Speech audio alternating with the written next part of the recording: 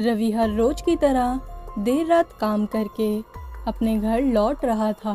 वह एक छोटा मोटा क्लर्क था जो शहर से दूर एक गांव में रहता था। एक रात कुछ अलग सा सन्नाटा था, सड़कें वीरान और हवा में एक हल्की सी ठंड थी। रवि अपनी बाइक पर था और सोच में डूबा हुआ था।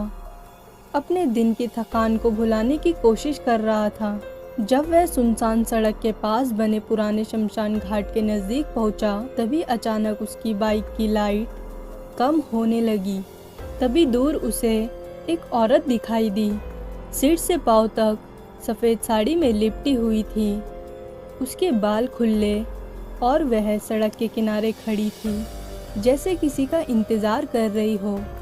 औरत को देखकर रवि की सांस थम सी गई और खुद से वह मन ही मन बोला, इतनी रात को यहाँ कौन खड़ा हो सकता है।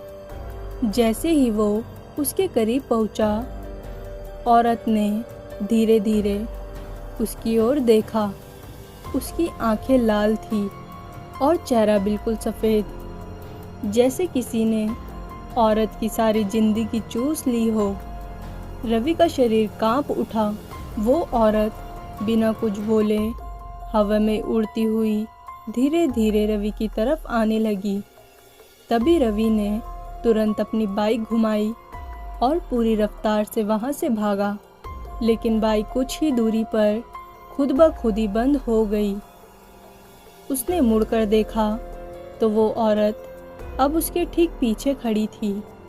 रवि की चीख निकल पाती इससे पहले ही वह बेहोश होकर गिर गया। सुबह जब गांव वाले उस सड़क से गुजरे तो उन्होंने रवि को बेहोशी की हालत में पड़ा पाया। फिर उसे वहां से घर लाया गया। जब रवि को होश आया तो वो सिर्फ एक ही बात बोल रहा था। वो सफ़ेद साड़ी वाली औरत वो इंसान नहीं थी।